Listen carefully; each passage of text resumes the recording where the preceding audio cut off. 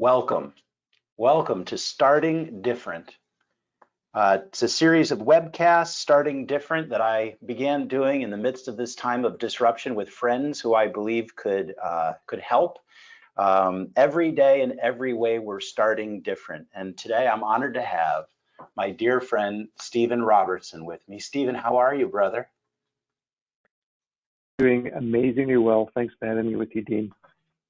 Here is what Stephen's going to talk to us about today is Gen Z, the aliens in your home and office.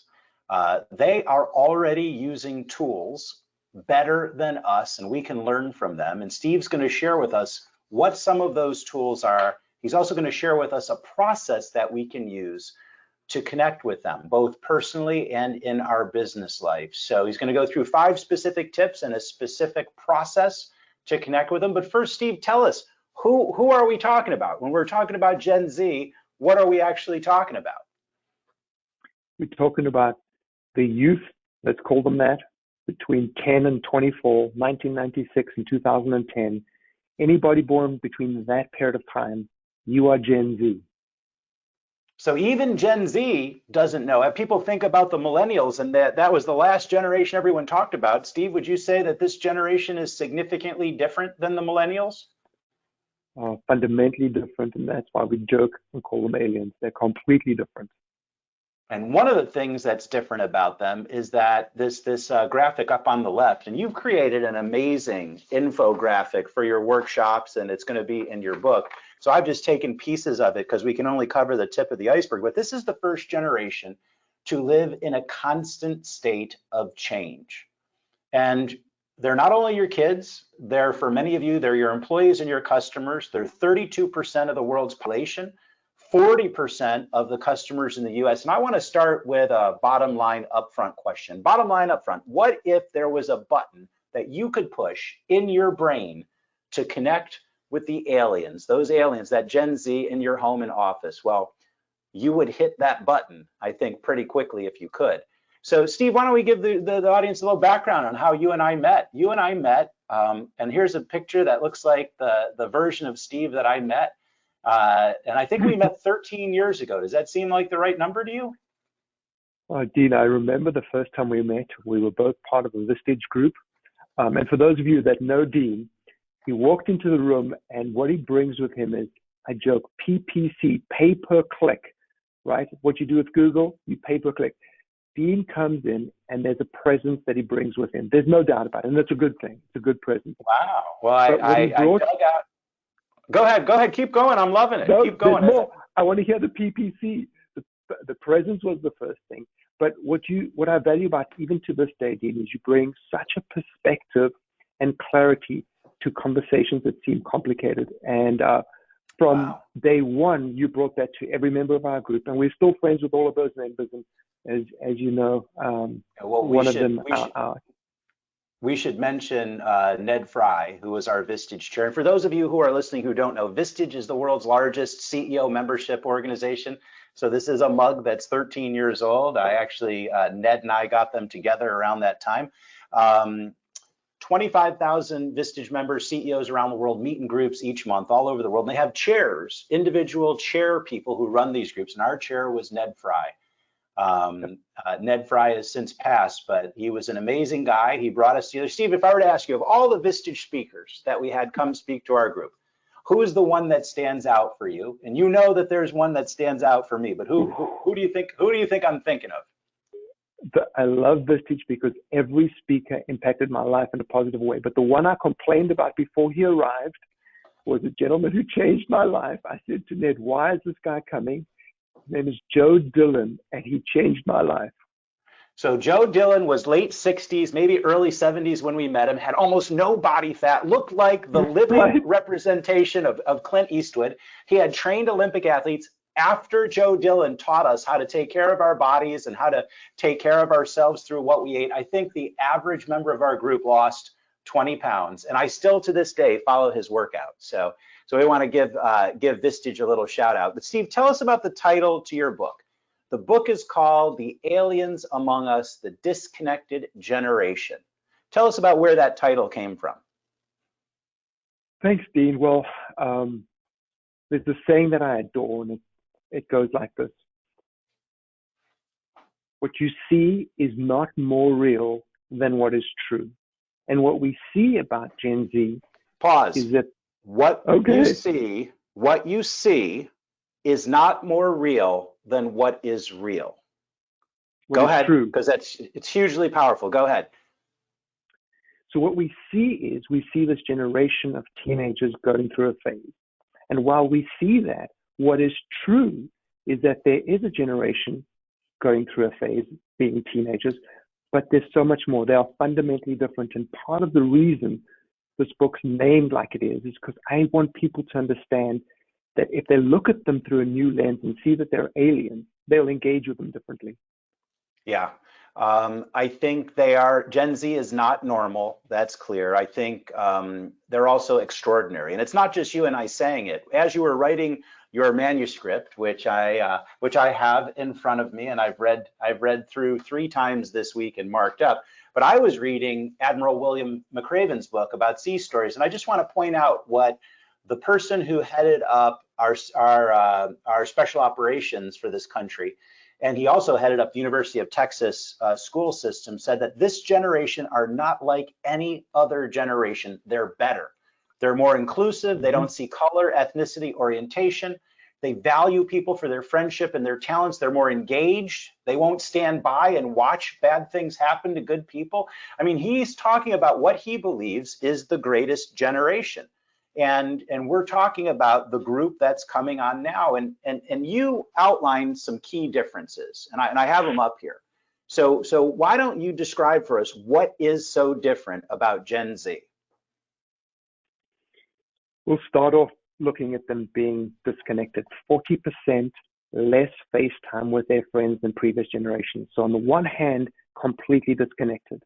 On the other hand, most connected, completely connected. Not only with their friends from school and their peers in the neighborhood, but their peers around the world, and Dean, spending more than 10 hours a day on consuming online content. On the other side, they're growing up fast because content is really mature, and so it's maturing them really quickly. They're growing up very fast because they have access to everything. But on the other hand, growing up really slow. 48% of them say that their soft skills and that interpersonal connection is something they're weak at. Most anxious. We're talking about an increase of 59% in anxiety, depression, and suicide in this generation compared to the one before. But yet, data will show us we're living in the safest time in recorded human history. It's incredible. And as you know, we spoke about this going through 2008 crash and the things that we've gone through fiscally. This is a conservative group that are saving, planning for retirement when some millennials aren't even doing that yet. So their perspective is very different. And of course, living in some of the richest, well, certainly the richest country in the world, and they have this creativity that knows no bounds. It strikes me that there's this incredible dichotomy, and all of it is about disruption. In fact, as I started drawing this out, if we go back and forth like this, we actually see why Z might be the perfect letter to have described this amazing generation. I mean, they never experienced a world without the internet. In fact, they never experienced a world that most of them can't remember a world without an iPhone. They never experienced a world that wasn't at war in terms of terrorism. They never experienced a world without school shootings. So they really are a unique, and I think uniquely well-suited generation to live in the times of disruptions that we're in. And I actually think that there's a lot that we can learn from them. So we've talked about the what. Now the why clearly is that these folks are your customers, they're your employees, and if you have tools that you can use to connect with them, and that's really, we're going to get into the heart right now. What tools would Steve and I set the table with? And one of the things I consider myself, because I do see things a little differently than most people, I actually consider myself a tool creator. I actually try to look for patterns, I look for cues, I look for shortcuts that I can share in my training courses and I think one of my contributions to the world is the ability to come up with those tools. And first thing I want to set the table with, and Steve, I want you thinking about the quote from Malcolm Gladwell, but the first thing I want to set the table with, if you will, are these three little buckets. There is a concept in brain science called perceptual contrast. And it says, I can change your perception of anything based on what I give you to feel before that thing. So we have three buckets. If I were to tell you that the middle bucket is full of room temperature water, the bucket on the left is full of ice water, and the bucket on your right is full of hot water. And I now put one of your hands in the ice bucket and one of your hands in the hot bucket. I take them both out and I put them in the room temperature bucket. The hand that had started in the ice will feel this middle bucket as warm. The hand that had started in the heat will feel this middle bucket as cold. So depending on how we come at something, that will determine what we feel about it. And Steve, I asked you to read this week because I thought it would help us in this. I asked you to read the book Talking to Strangers by Malcolm Gladwell. And there was something that jumped out for both of us. There was a comment in the book. What do you recall about that comment? Well, what I loved about the book was it summed up something that I've said, unfortunately, to myself. When I'm driving, everybody that drives faster than I do is a maniac, complete maniac. And everybody that drives slower than me is an absolute idiot.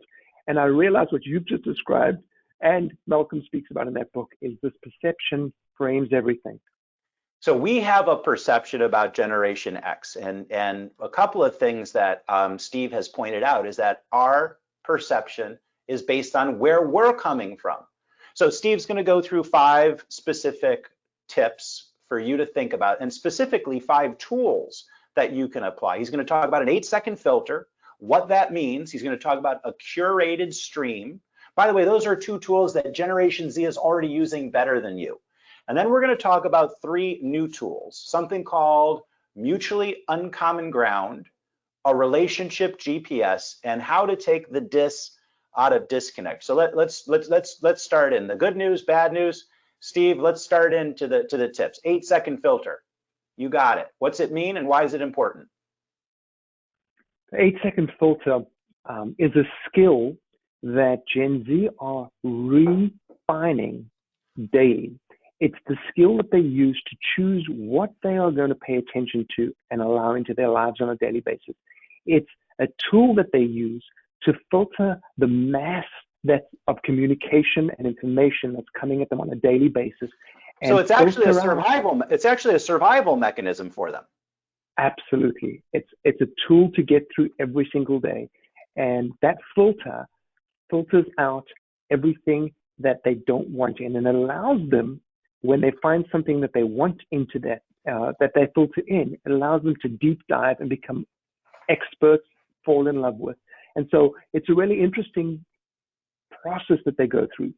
The negative part of it is if that filter filters you out, it's very hard to get back in.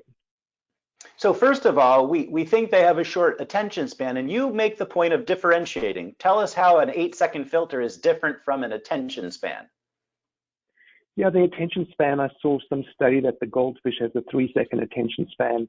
And so 8-second attention span just doesn't seem right for this generation. It's not about attention. It's about survival, and it's about choosing what it is you want to focus on. There's a massive difference there. They don't have the lack of focusing. They have the ability to deep dive when they really love something. And it's interesting because of that, they probably are better at saying no to things than we are.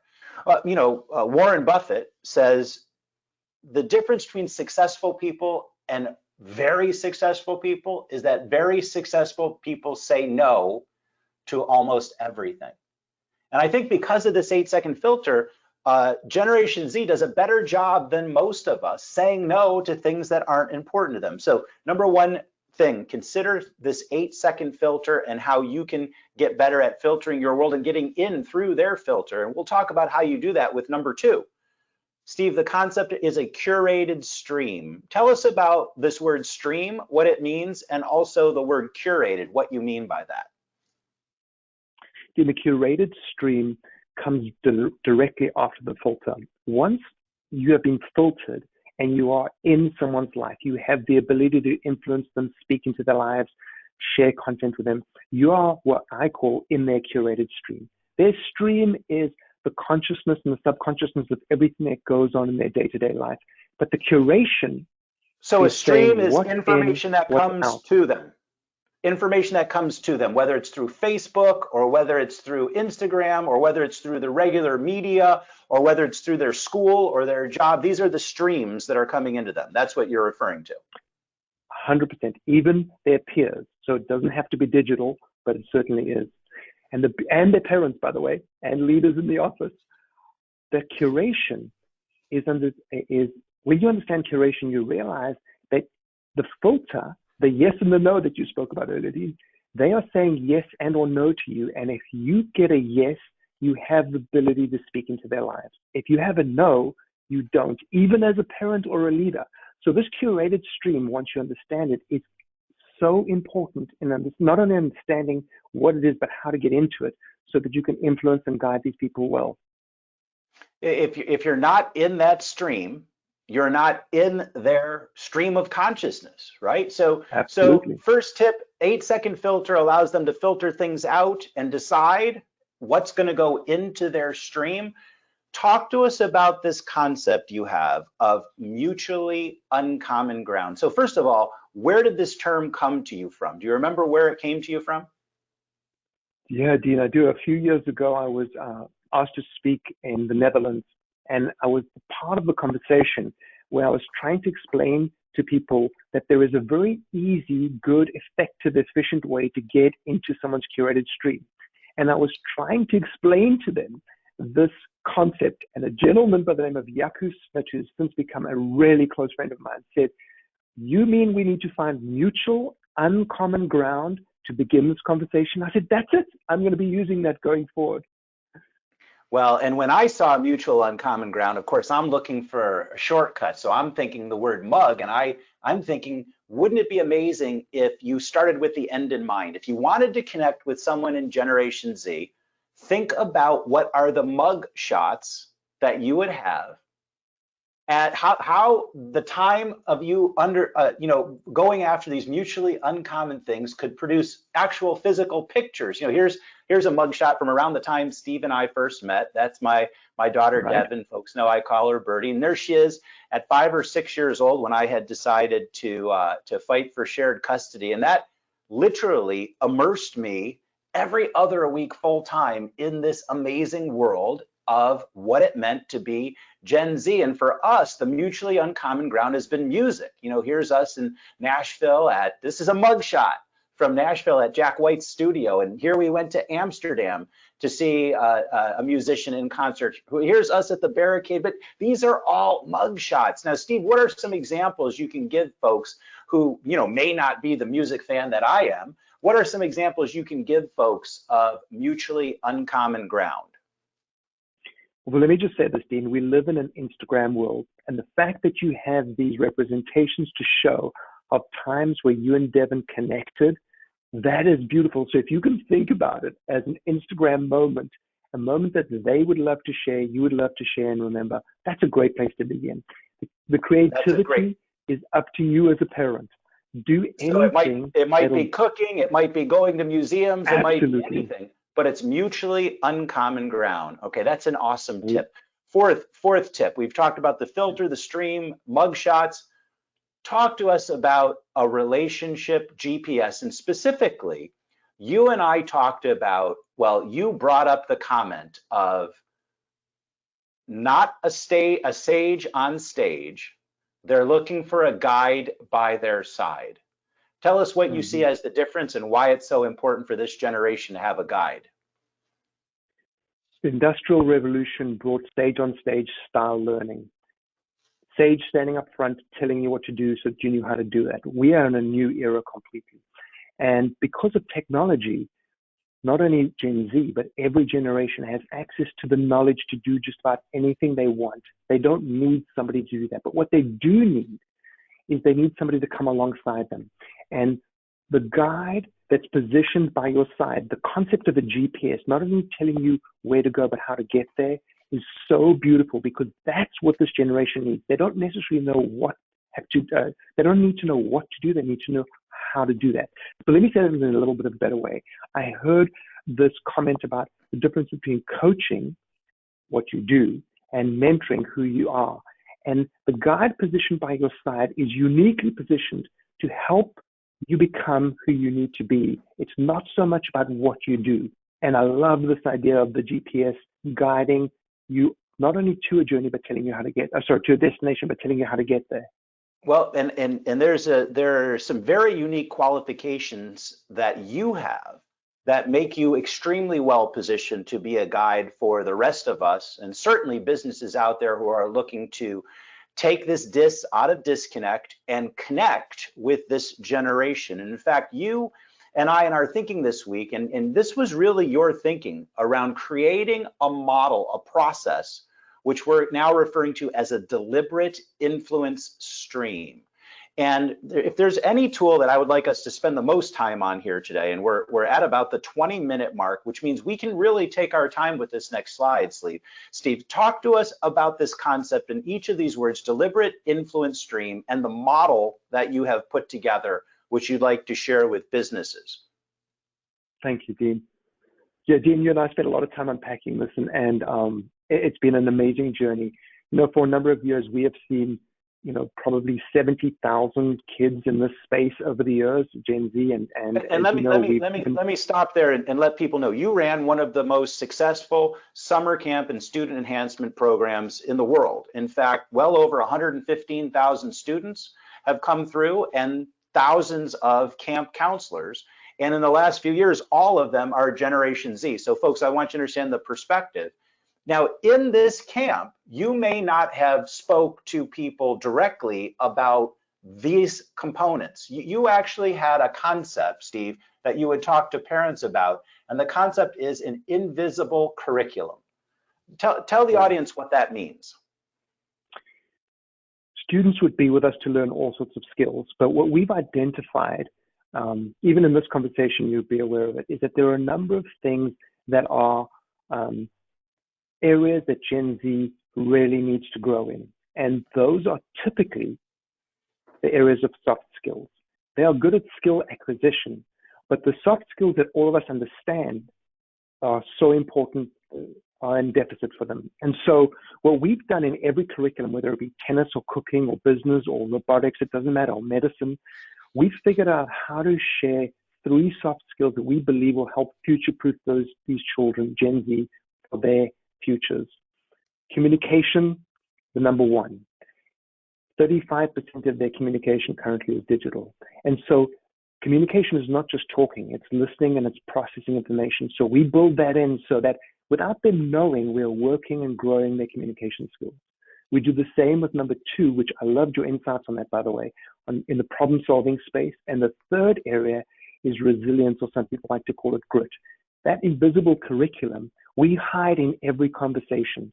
And as a parent or a leader, you have to understand that imparting this well through your hiring process, your mentoring process, your training process, any of those processes, this is critical that these 3, and these aren't the only 3, but these are 3 of the great ones to begin, places to begin, gives you the ability to guide them. And we call it guided autonomy, where you're guiding them through this process. Well, and I think in the absence of a deliberate stream of influence, this stuff doesn't happen. I can give you examples of kids I know who are my daughter's age who do not have the communication skills she has, who do not have the problem-solving skills. So this deliberate is really important, because in the absence of this generation isn't going to tell you they need these things. They think they already know them. And they've become so good. Let me just give you an example. They've become so good at using other people's brains for problem solving. There was a moment recently with Devin's mother and I where I said to Devin's mom, I said, we need to take a step back and encourage her to stop using our brains, because Devin is really, really smart. And what I realized is there was things she could solve herself, but she was using our brain to solve them.